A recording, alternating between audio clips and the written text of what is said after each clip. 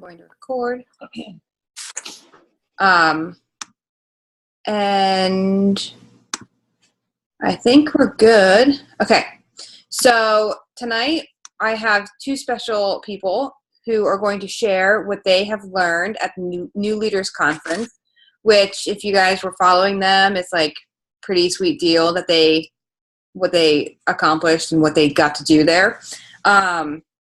They got to tour corporate. They got to work out with Tony Horton in a small room. They got to see the Shakeology wall, which is huge. I'm sure you guys saw the Team Cup. You got to see like the Elite wall, the mission statement, high fives from corporate everywhere. Pretty awesome stuff. You guys got a party with Carl Deichler, and I know Tony was there. And you got a whole bunch of awesome swag, right? Amazing stuff. Yeah. So pretty jealous that, I never got to experience a New Leaders Conference, but that doesn't mean that not everybody else on this call has to miss it too. So they're going to be talking about what they brought back, what their key things were that they thought was going to be like maybe an aha moment or just something that they really wanted to share with you guys from what they learned from some of, pretty awesome coaches. Michelle Myers was one of them, Melanie Mitro, and Bonnie Engel. So they got to hear that. They also got to hear Carl speak, which is always a treat. I'm sure you guys were laughing because he's quite funny. And a whole bunch more. So without further ado, Jen, do you want to go first? Well, your kids are in bed, so it doesn't really matter. I was going to say so you could go hang out with them. Who wants to go first, Jen or Bianca? Well, I don't know. We didn't do very good about talking about what we're going to. I was going to just go over, I think that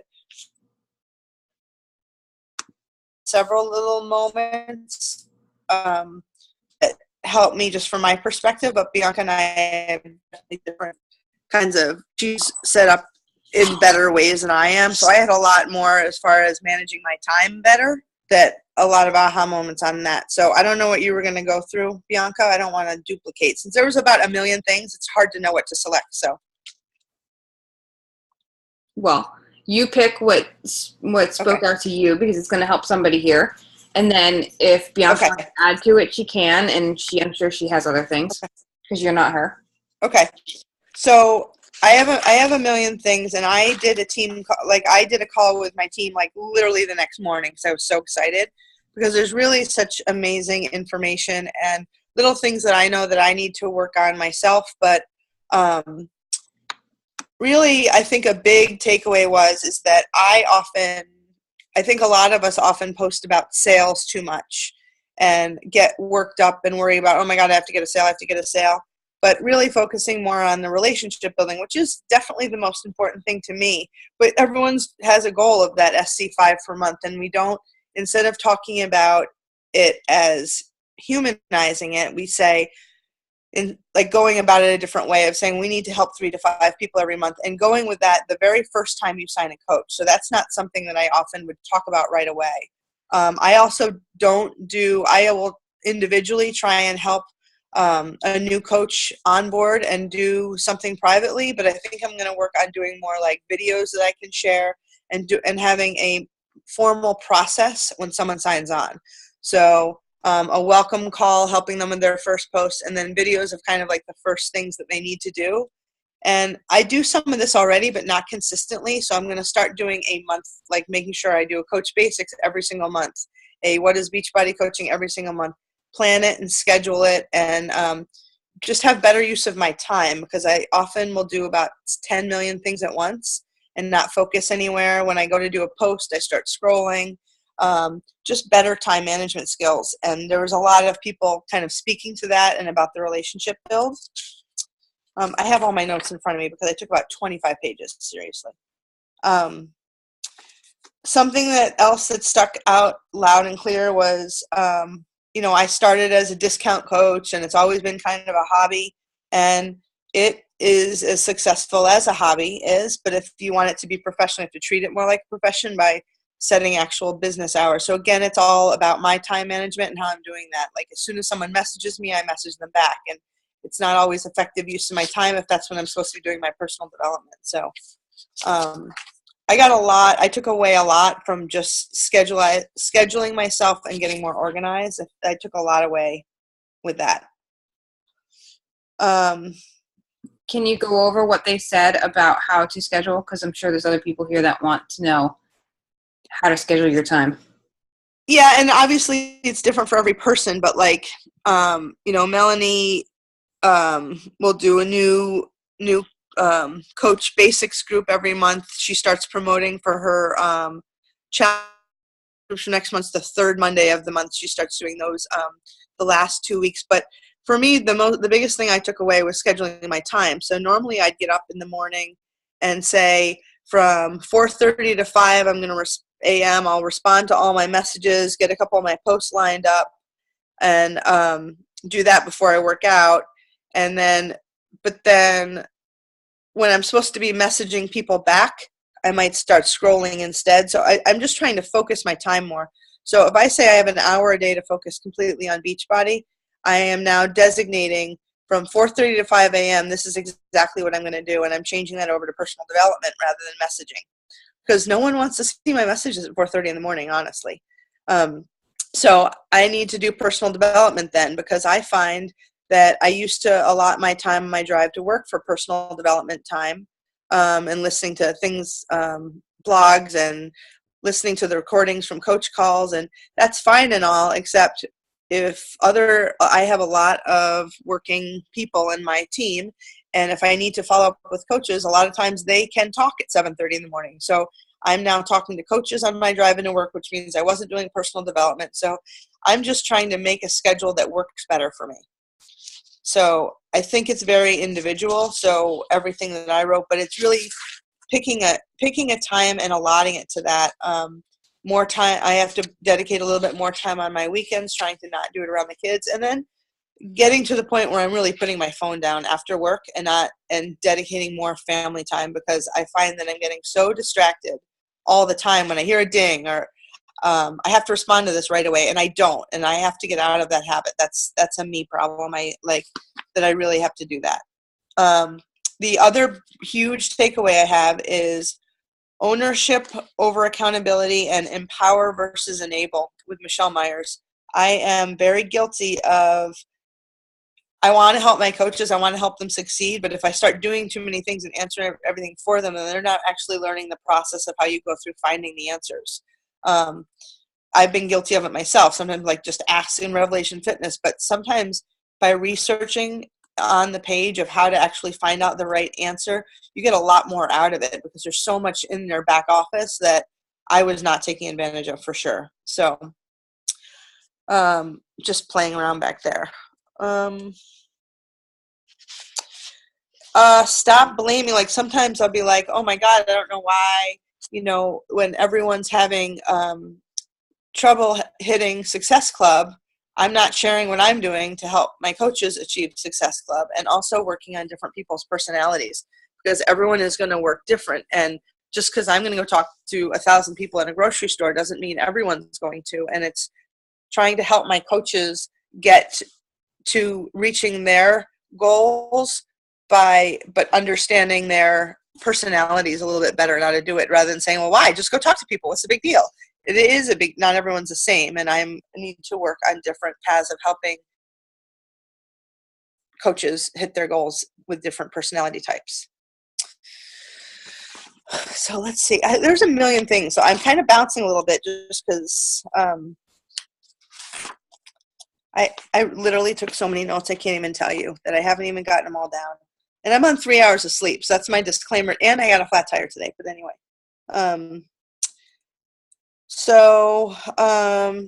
I think a lot of it is a lot of what my coach is already doing is telling your story and being kind of transparent, rather it be about the sales, inspiring more than manipulating. You don't want to get someone, you don't want to manipulate them into buying something that you're like, God, I really don't think they're going to like this very much, because that's not going to be a long-term, it's not going to be a long-term solve. They're not going to be there for a while. So, and then I have another, I don't know where the slide was on it, but I posted it in my group of this funnel of, you get someone in, and after they're in for a couple months and have success, all of a sudden that's when they really want to work, because then they're your best billboard. But I can't remember what it's called. I'm looking. Do you remember, Bianca, what that funnel was called? Yep, it's called the activity funnel. Yeah. It's on it's if you have the booklet, it's on. Yeah, I do. I'm just looking for the It's page. right across from Michelle Myers. Oh, it is? Did I totally miss it? Anyway, so I posted that in my group. I've been posting a couple of the things in my group that were the most valuable for me that that I really thought were effective as far as, oh, there it is. Look at that. It was right on the page I was on. Thanks. See, I told you I'm tired. So I like this. It was forming relationships, invite to challenge groups, create advocates, invite to coach, onboard, and develop to a team leader. So I typically sign up every single person as a coach, and I am starting the process of not necessarily doing that. Let's get the right people in first. And really kind of going through this process and helping my coaches build up to being team leaders as well with that same process. I have so much stuff here.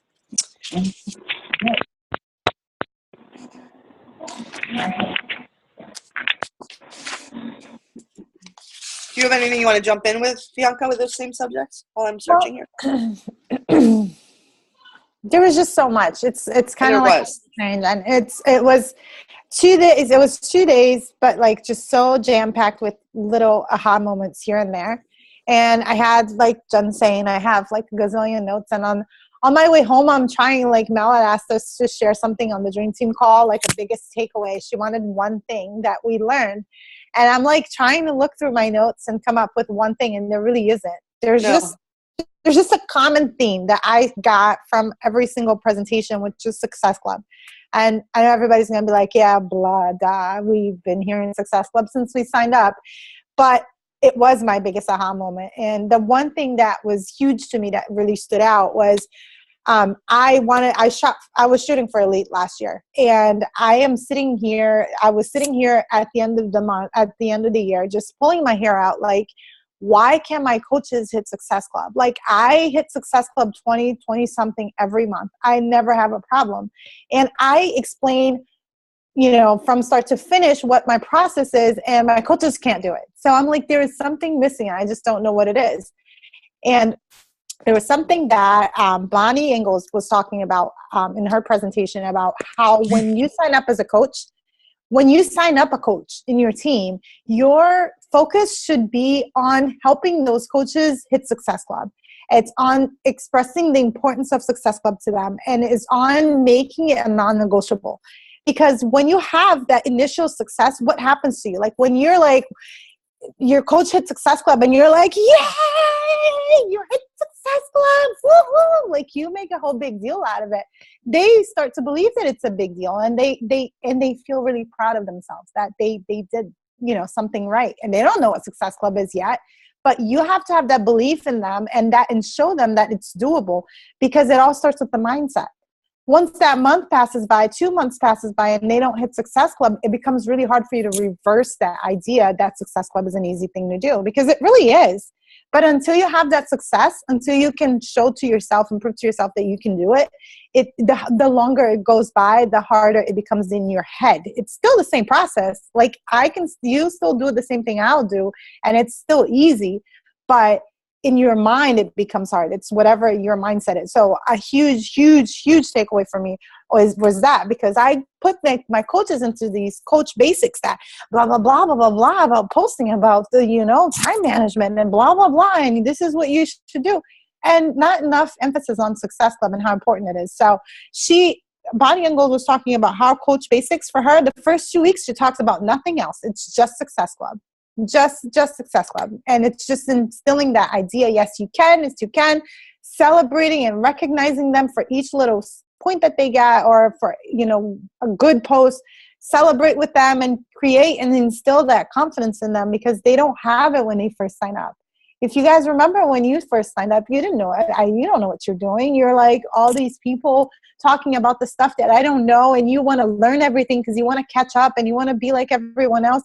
But you just don't know. You have no confidence in yourself. So you have to give the confidence that your coaches don't have. And that was a missing piece in my whole approach to helping my coaches. And I feel like now that I got that, like I get it. All right. It's still the same process. I'm still going to teach them the same things that I was teaching last year, but it starts with the mindset, and we really have to work on that. So that was my biggest takeaway, but I have many more. Jen, if you remember something else that you want to throw in there, I can continue, but if you wanted to talk about something else. Jen? Hi. Did you want to jump back in, or can I continue? Sorry, the kids started fighting with each other while they're in bed, which is fun. No, you can keep going. It really is almost overwhelming to try and put it all into words, everything that we got out of it. All the speakers are so amazing and all had something different to offer. It's like hard to like decipher one little thing. So I keep like spewing things out with my groups. Like, oh, by the way, don't forget this, and this was awesome too. So, but you're right. Success Club was definitely like a huge part of it, and talking about it instead of saying Success Club, that sounds so cold and formal, but every time you invite and try and help someone is going towards getting Success Club points. So it's all tied together.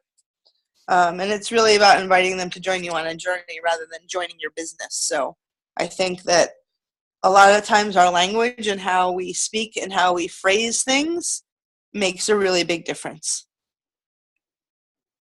So one thing that I took away that I implemented right away when I got home was, I don't remember who said it, but somebody said, stop doing lists are more important than to-do lists. Yep, there's a slide on that. Yep. I'm huge on to-do lists. Like, that's the first thing I do when I wake up. I make my to-do list, and I'm like, I stick to it. And, I try, like, look, this is today. It's like, seriously, I always make to-do lists. And I prioritize, and I'm great with that. But I didn't have a stop doing list. And I did find that I was scrolling Facebook too much. I'll read to you guys what my stop doing list became. So number one was stop scrolling Facebook, which I think is a huge time waster. And I'm good about it, but not as good as I should be, because I still catch myself doing it. So I don't know if you guys know this, but there's a Chrome, if you go into the Google Chromecast store, you can actually download like an extension that will like block your Facebook newsfeed. I did that, and it's awesome. It did help me a lot. It actually has a big banner that says stop wasting time on Facebook or something. And it's, can't see your newsfeed anymore. It works. That was my number one. The second one was stop doing everything for coaches. So I want it's like Jen was saying, you want your coaches to succeed so bad that when they text you, you stop whatever you're doing and you're like, well, let me help you do this and let me help you do that. Really, they're not going to die. If you don't answer them right away, they're going to find the answer on their own. That's like 9 times out of 10 they do that. And they're probably, like Jen said, going to find some information that you yourself didn't have because you're old school and you haven't seen that Coach Basics in like forever, Right. So they're probably better off Googling and becoming self-sufficient. You don't have to do everything for your coaches. The other one was running too many groups. I'm starting to empower my leaders and have them running challenge groups and just teaching them how to do it. There was something on that I would love to share with you guys. It was Michelle Meyer's presentation, and if you guys want to write this down, this is a good one. She said, well, how can you, if you take ownership over your team, the only way you're going to do that, you're going to have to remove the blame from you. So if you teach all your coaches the same and you give them the system, the way to take the blame off of you so that, if they succeed, great. It's not up to you to help them succeed. I mean, it is up to you. You're responsible for them, but you can't take credit for their success. So if they do well, it's not on you. You didn't do anything. They're just great coaches. But if they do bad, it's also not on you. You didn't fail as a coach because you're giving everybody the same system. So if some succeed and some fail, it's not you. But the way you become blameless in this whole story is she has this system that she calls the exponential system. And basically is when they come on board, she goes, it's I do, you watch, we talk. So say I will run a business opportunity call. You're going to watch me do it, and then we're going to talk about it. The second step is we do, and then we talk. So we'll do it together. We'll host the business opportunity together. And then after it's done, we're going to talk about what went well, what you feel safe with and what you don't feel too strongly about. And then the third step is you do, I watch, we talk. So you're going to have the coach host the business opportunity call. You're going to watch them, and then you're going to talk about it. Same system. And then last, you have them do it and somebody else watch them. After this point, they should be independent, and you shouldn't have to be doing everything for them. See, I've been running business opportunity calls on my own this whole time. I don't know why. My coaches are great. They're fantastic, better public speakers than I am. So they could be doing this very well on their own, but I've never empowered them to do it. So when are they going to get the practice? They're never going to get the practice if I don't push them off the nest and let them do it. And they can. They're completely capable, probably do it better than I do. But I've been like under the wing, big mama bird, like, it's time for you to fly. Get off the nest. I love y'all, but go. So that was another thing on my stop doing list. And then the last one was start putting my family second, because when I make my Google Calendar, I schedule every single thing that I have to do, all the calls and everything, everything for my business. And then I plug my family in. That's all wrong. I'm doing this business for my family. I need to plug them in first, and then the business comes in. We can't lose sight of why we're doing this business. And I think it's easy when you own your own business to want to do everything, because you're your CEO. You're going to want to see your business succeed. So you're going to try to do a lot of things. But you really got to stick to your purpose first, because if that falls apart, if you don't have the support of your family, if you're putting them second, they're going to resent this business. And then you're really not going to have a business at the end. You're really not doing it for what you're supposed to be doing it to begin with. So those are my biggest takeaways. I hope that helps. I had one other one that I think that a lot of coaches have fear of, like, and I always say this to them, is like, what's the worst thing that's going to happen if you reach out to somebody? They're going to say, no, not interested. Like, really, it's not offending people. And as you keep posting, people actually respect what you're doing more. But if you think about how you felt when you first started, and you're nervous and you don't know how you feel and you haven't had great results yet, you're beginning of a journey, and so many coaches are like, oh, I can't be a coach yet, I'm not at my goal yet. But it is about sharing this journey. And if you remember how you felt, and like remember those moments of, oh my God, I can't do this, I can't believe I'm gonna, like, other people are feeling that way too. And if you just so you shouldn't have a fear of reaching out to those people, because at some point somebody touched you when you were feeling that way too. So I think everyone has a place, and you shouldn't be afraid to approach people and try and identify with people, especially when you see if somebody's struggling or something.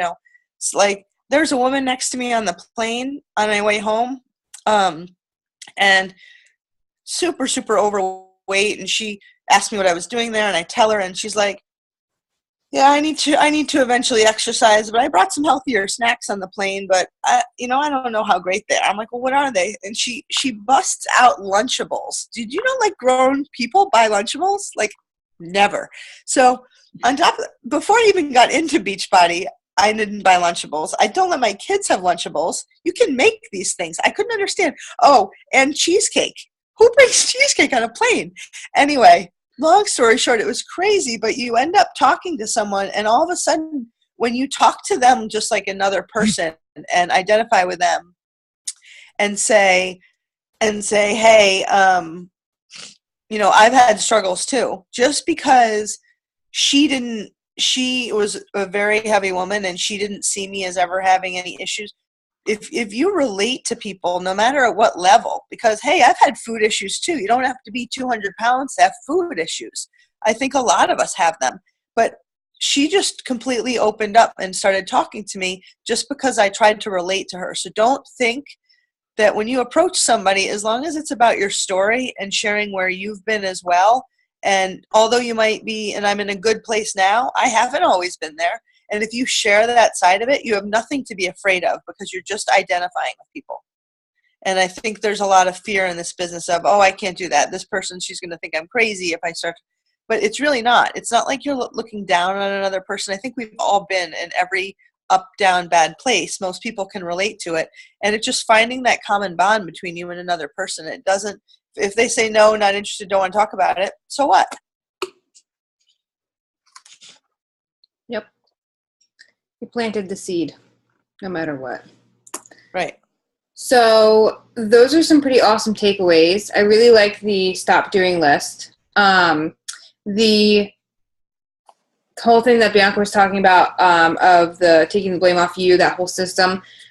Michelle actually did speak at our leadership on that same exact thing. So it's obviously something that she holds near and dear to her and what has helped her. And if you guys follow anybody, I'd follow her like page. She's amazing. Michelle Myers, she is a Christian. And I really love how she does her posts and stuff like that.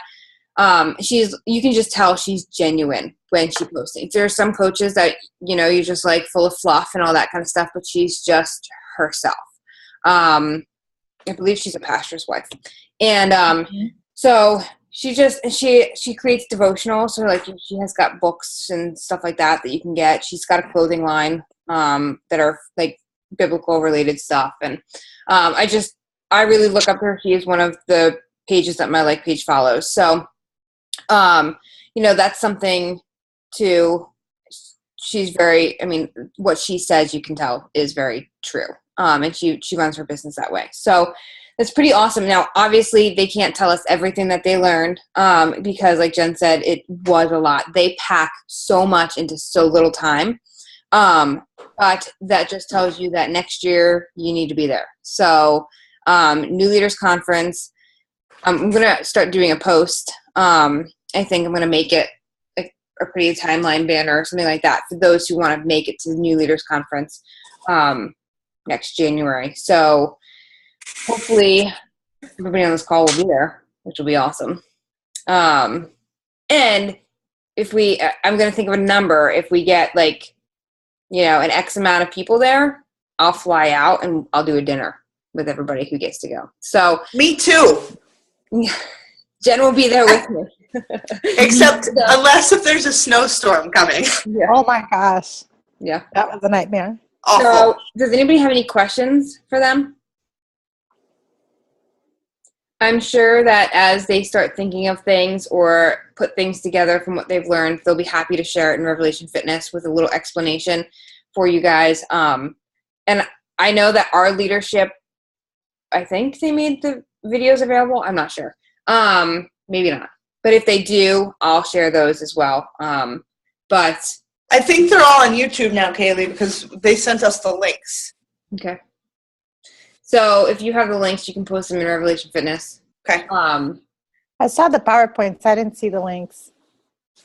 Yeah, I posted a couple of them in the groups because they're in that Facebook group. They posted them. NLC group. Okay. Yep. That's good. That would be good to have. Yeah. So if you guys find those, post them in Revelation Fitness in the file section somewhere. And then if anybody has any questions, feel free to write them in the group and tag one of these lovely ladies or something like that, and they'd be happy to answer you. We do have one question. Karen, we can't hear you. You're not on mute, but we can't hear you.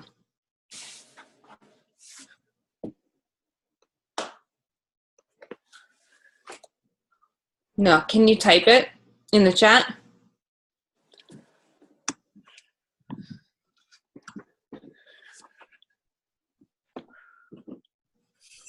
While she's typing that, does anybody else have anything? The running theme here was Success Club, your team, and time management. Pretty sure that covers everything that they just talked about. I have a quick question. Go ahead. Jen, you said in the beginning when you started talking, it was ownership over accountability and something else over something else. What was those other two? Let me look. Ownership. Sorry. Hang on. I have so many notes. It's not even funny.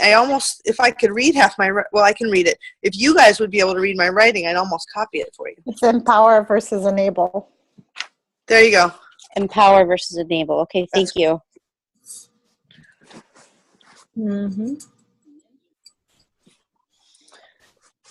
It was awesome, I'll say, and Hard Corps was amazing. Yeah.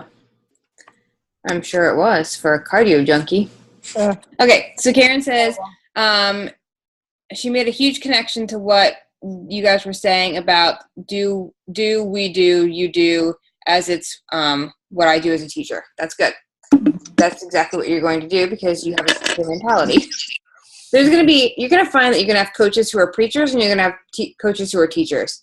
And if you're more of a preacher, you're going to have to kind of adapt a little bit more of the teacher aspect and vice versa because you kind of need both. But it's something that as you grow in your leadership will evolve with you. But there is like Melanie is more of a teacher, right? Type of coach. So there are Lindsay Matway is more of a preacher type of coach. So they're very opposites and both of them are just as successful, right? But they each have a little bit of each other's qualities in it as well. So I think the main thing that you should think about is the things that these ladies had said. If you take that into and internalize it and do a self-gut check and say, this is what my business needs. And you sit down and schedule out the time to completely revamp your business and schedule out what you need to do, your time management, how you want your coaches to look at you, how you want to look at your coaches, how you want your team to look, all of that kind of stuff, and start shaping it now.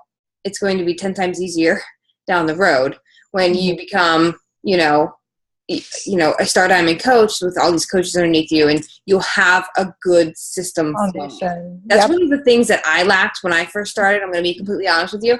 Melanie is awesome, but I never had like that system.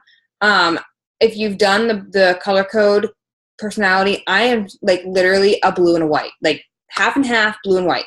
I'm the same person that says, tell me what to do and I'm going to do it. Right. So that's what Melanie did. She told me what to do and I did it. And then at that point I just learned, and I'm very, I love to be at school. So I was constantly learning about the business and what to do. But I never really had the whole structure part of it and really just forming about what I wanted. And, so I'm kind of getting into that now where I just literally just did everything. Like I just hired an assistant finally because I was that person, but I was just constantly on my phone, doing what I was doing. But there was really nothing sturdy or structured about it. And now I'm paying for it because I feel like my whole life is out of balance. Okay. So coming from experience of not having somebody who has that and listening to these ladies, and I know that I've started talking about it with my newer coaches because I've realized that that's something that I had to give them. That it's something that's definitely, like Bianca said, when she schedules out her week, it's like that. I've talked about on a team call before, the sand and the pebbles and the rocks in your buckets. You put the things that you cannot change, which would be like, a child's birthday party or a team call. It doesn't matter if they're mixed, whether it's business and pleasure, but things that you cannot change, those are your big rocks, right? And then you throw in your pebbles that will fall into place that can be easily changed if, good gosh, the National Wake Up Call falls at the same time as my daughter's doctor appointment that I cannot change. Well, that you can listen to the recording and you can put on Tuesday, right? So that's a pebble.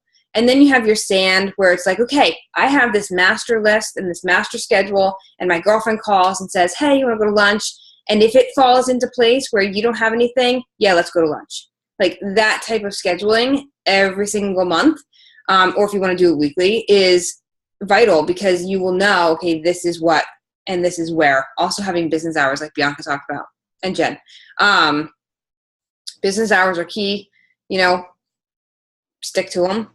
No business ever went under because they weren't closed for a couple hours, right? Unless they didn't open back up. But we have another question. Three vital behaviors daily. This is from Jen. Messaging people daily. Also try more of a variety of posts.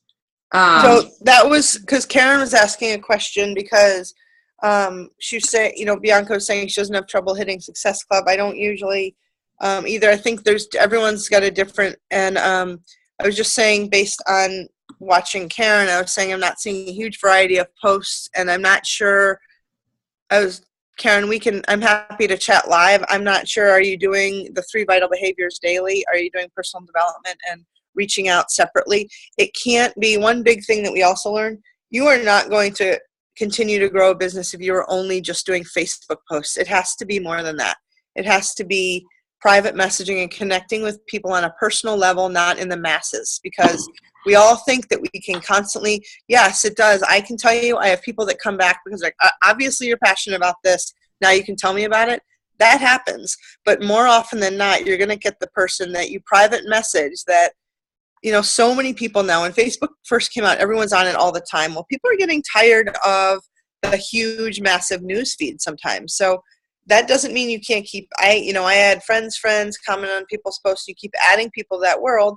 And then I message people I don't know all the time. Once they accept my friend request, I'm like, hey, how are you? I'm looking for 5 more people to join a fitness challenge group.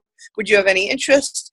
If they ask, well, what is it? Then I start telling a little about me. That's when it's about forming the relationships. It can't just be, do you want to join my challenge group? No, thanks. Okay, bye. It can't be like that. It has to be about, you start off like sweet, short and sweet, but not like a pushy salesman, and then you build that relationship. I mean, there's some people I've talked to for months before they ever sign up, but it is about that relationship build, and it can't just come from, you're not going to get that relationship from just Facebook posts.